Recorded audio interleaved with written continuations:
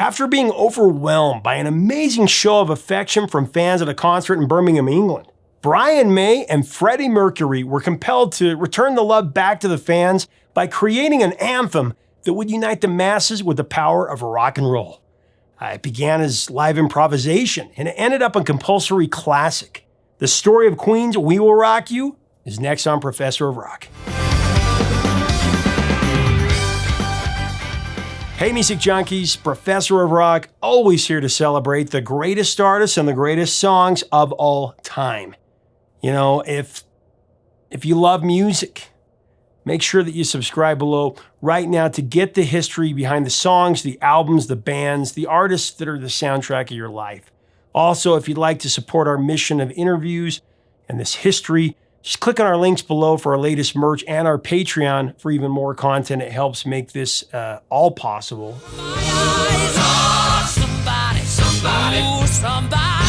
Queen was on their A Day at the Races tour in 1977. The tour was going extremely well as the band continued to elevate their stature to one of the biggest rock bands in the world, with a magnetic and powerful frontman who lit up the stage, one Freddie Mercury.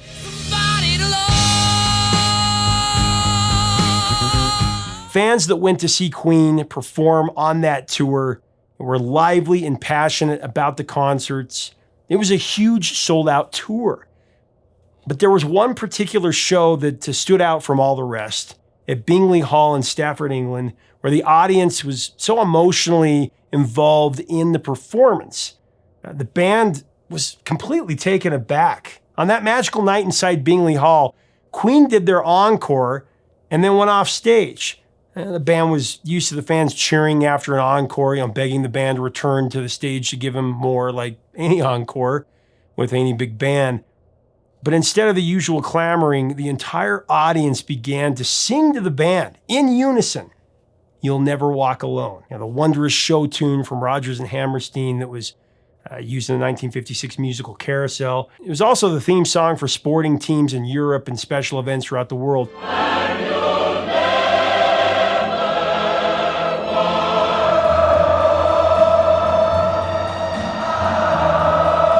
That display of affection for the group from the fans singing You'll Never Walk Alone, it absolutely stunned the four band members. I can only imagine how they felt. If you've ever heard that song, it's so amazing. From that enthralling experience, lead guitarist and co-founder Brian May, frontman Freddie Mercury, knew that it was time to create a song that the fans could really participate in. A song that would unite the audience and the band as one. Overcome by what had happened in Stafford, Freddie and Brian began to follow the inspiration from the crowd, and they each came up with a song, independent from one another, that would become transcendent sing-along anthems. It wasn't a competition necessarily. It was just something that two iconic musicians felt compelled to do. They felt it would motivate them to reach their end goal. Freddie came up with We Are the Champions. 'Cause we are the champions. And Brian May invented We Will Rock You. Sing it, we will rock you. This feature is about Brian May's chanting standard, We Will Rock You. It's one of the greatest stadium hits ever and one of the surefire finalists for the perfect sports anthem. We will rock you. As many of you have seen the Queen biopic Bohemian Rhapsody, you'll know We Will Rock You began with a stomping beat. Be part of the band, so what can they do? But it actually came to Brian May during a dream sequence. His aim was to compose a rock anthem on top of that profound beat that was pulsating inside of his head. Brian didn't realize that the song that he was constructing would have the unifying power to emerge as an international pop culture phenomenon. Buddy, you're a boy, make a big noise playing in the street. He composed the song's lyrics by singing them into a handheld tape recorder. And this is very interesting. For the storyline, Brian imagined an evolution of a man through three stages of life. There's childhood, young adulthood, and the senior years. The lyrics about childhood are found in the first verse, about a kid wondering if he's going to make his mark in the world. Gonna be a big man someday. You got mud on your face, you big disgrace. So the second verse, that addresses life as a young adult, where one feels the power and the passion to make a difference, and how that passion can translate into anger about something that needs to be changed. Buddy, you're a young man, hard man, shouting in the street. You're gonna take on the world. And then the last verse deals with old age and acceptance of where your life has taken you. During the golden years, you have to pick and choose your fights to, maximize your effort and your energy. Buddy, you're an old man, poor man, pleading with your eyes, gonna make you zombies. In essence, Brian May believed that a life's journey takes you through periods of hope, frustration, and eventually resolve. Brian succinctly describes We Will Rock You as a cry full of surety and confidence that will ultimately motivate a person to rock everything they come in contact with. Brian's motivational words are expressions we aspire to use every day, really in any situation. We will rock you. Now, typically in a Brian May composed song, there is an element of irony in the subject matter, such as the case with We Will Rock You. The chant of We Will Rock You, it's fortifying, but in the end, one realizes how little power we actually have in the world order. According to the Zen philosophy of Brian May 101, once you can accept that you are powerless, you're motivated to find a higher power. Just wonderful wisdom by Master May.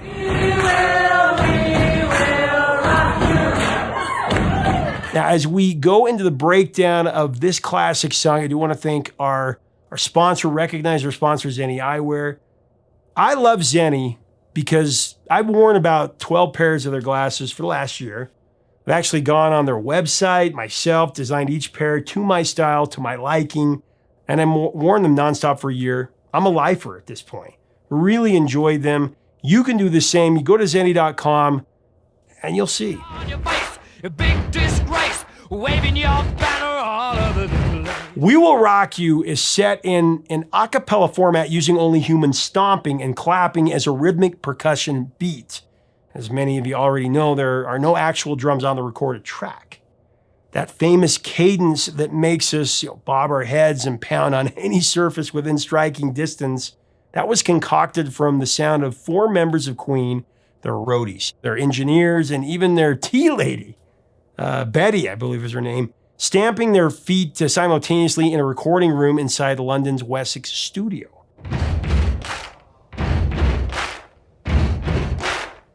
In an interview with National Public Radio, May explained that they were fortunate to be recording the track in an old abandoned church in North London.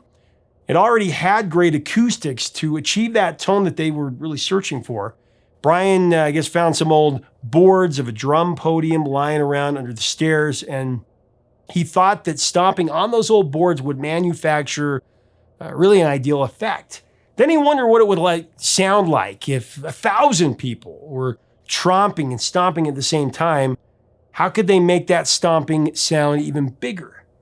Brian May surmised that if they overdubbed the stomping track just enough times with no reverb, it would produce a bigger sound to evoke the impression that a multitude of people were stomping and clapping.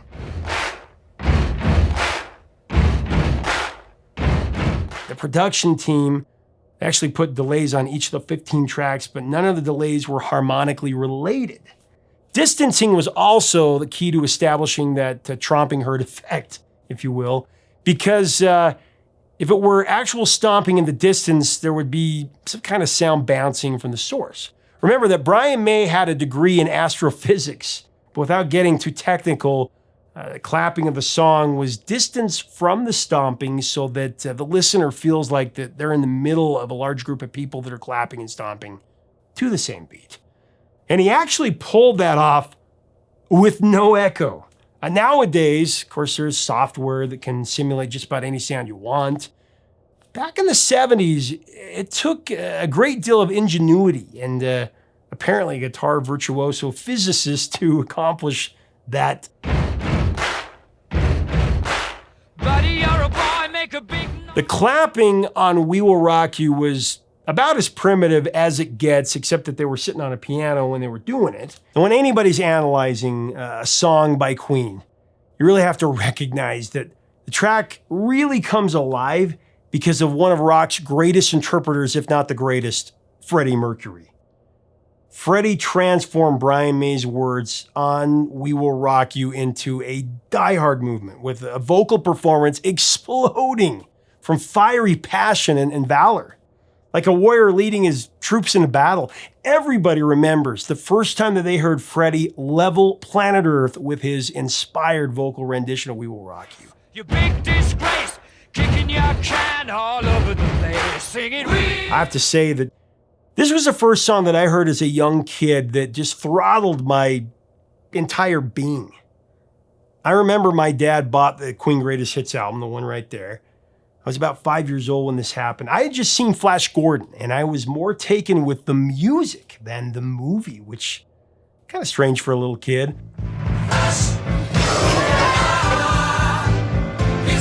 Well, my dad was playing the record one day when I was playing with these little Muppet figurines that I had. And when We Will Rock You came on, with Freddie fiery anthemic singing, I just forgot about my toys. And I was lost in that alien sound coming from the record player. We will rock you. I swear, that day Freddie gave me whiplash. I started to really put it together. This was the guy that sang Flash. I remember just staring with wonder at the record sleeve. The Greatest Hits one, right there where the band's all sitting there. Every song on that album was gold.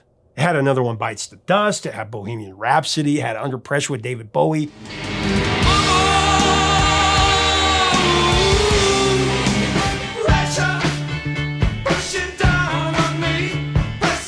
It was life-affirming, even at that young age. It pretty much tattooed its brilliance upon me, and from that point on, toys and cartoons, they took a backseat to records and to rock and roll.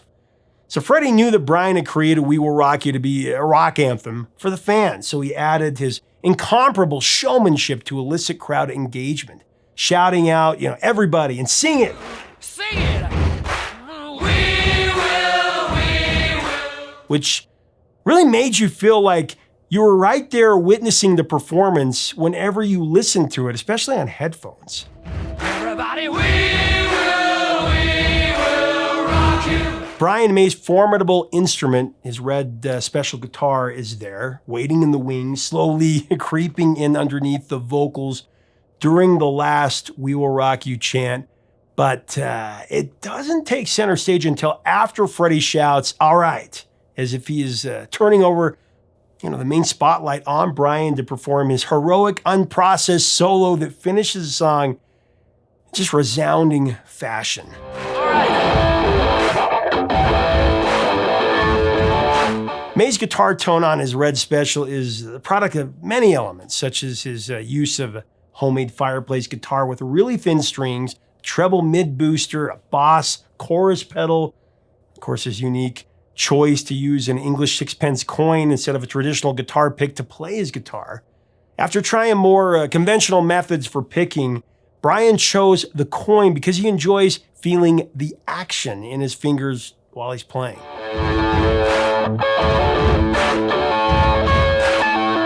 The Red Special is an electric guitar that it was designed and constructed by Brian himself along with his father Harold May when Brian was a teenager in the early 60s. The customized guitar was crafted for feedback, and it's a very interactive instrument that can change tones just by moving it in front of an amplifier.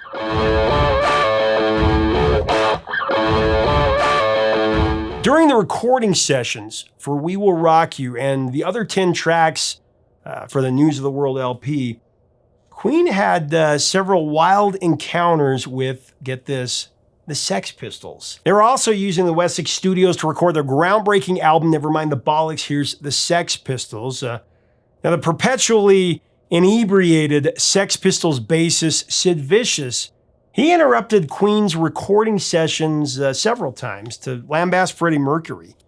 He sarcastically asked him if he'd brought ballet to the masses yet. That was quoted in an interview with the New Music Express. Freddie responded by greeting him as Simon Ferocious and answering him with, "We're doing our best here," before pushing his drunk butt out of the studio. Man, I love Freddie Mercury. That's awesome. Roger Taylor was often not as diplomatic as their flamboyant frontman, referred to Vicious in the media as a moron whenever he had the opportunity. So there was another incident when Sex Pistols' provocative lead vocalist Johnny Lydon, then known as Johnny Rotten, he crawled along the floor of the studio on all fours to say hello to Freddie, who was playing the piano. Ironically, it was Queen who inadvertently gave the Pistols their game-changing break on television. Queen pulled out of a scheduled appearance on the popular Grundy TV program, so the record label EMI sent the Sex Pistols to fill in for Queen in what turned out to be a shockingly infamous Filth and Fury interview. Nothing? A rude word? Next question.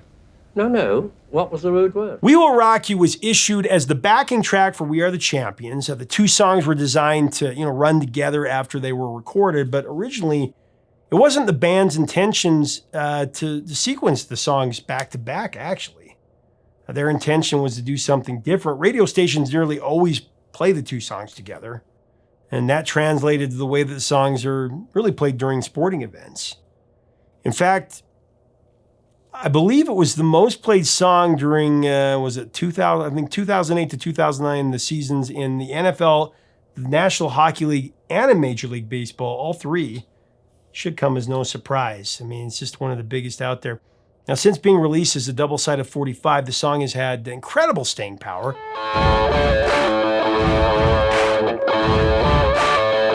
Since its release in 1977 to the third decade of the 21st century, We Will Rock You has sold at this point more than 4 million copies in the US and nearly 7 million around the world. In 2009, the song was inducted into the Grammy Hall of Fame. And although Bohemian Rhapsody is the song, most tied to Queen's legendary performance at Live Aid,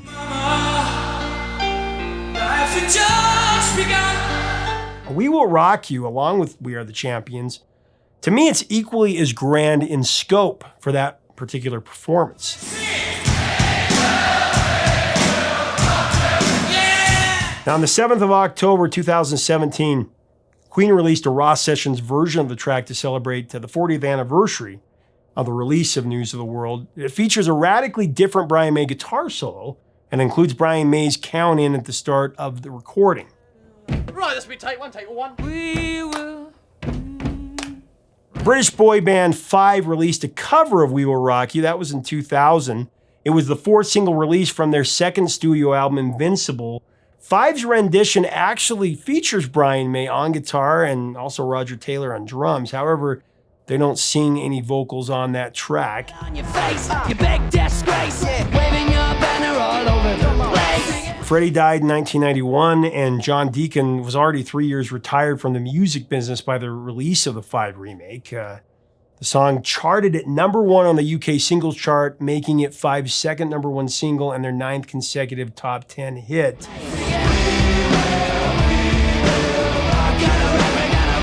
We Will Rock You. It's also one of the most sampled songs of all time. It's been sampled by Ice Cube, Kesha, Jaquan, Katy Perry. There's Lady Gaga, One Direction, Eminem, and even Beyonce. It's one of the most licensed songs of its time, with uses in A Knight's Tale, The Mighty Ducks, Dodgeball, The Replacements, Any Given Sunday, also the movie FM, just to name a few. A big disgrace, waving your banner all over the place. Obviously, Bohemian Rhapsody is the biggest song by Queen, as every generation has been just taken by its multi-layered magic. It's arguably the greatest rock opera ever created, for my money, but We Will Rock You, it might be the best showcase of the raw intensity of each member of Queen, together with a song that really gets right in your grill. It boxes your ears, it galvanizes the senses, just lights up your soul from the very first stomp. It's one of those song titles that does exactly what it says it's going to do.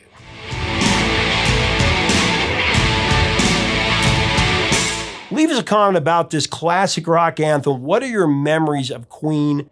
When did you first hear them? Love to hear about that. What was the first song by Queen that grabbed you? Let us know in the comments.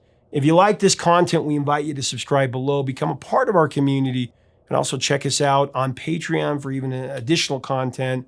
Check out our merch like this 1971 Vintage Years collection. All of this helps us keep the music alive. That's the goal. Until next time, 3 chords and the truth, my friends.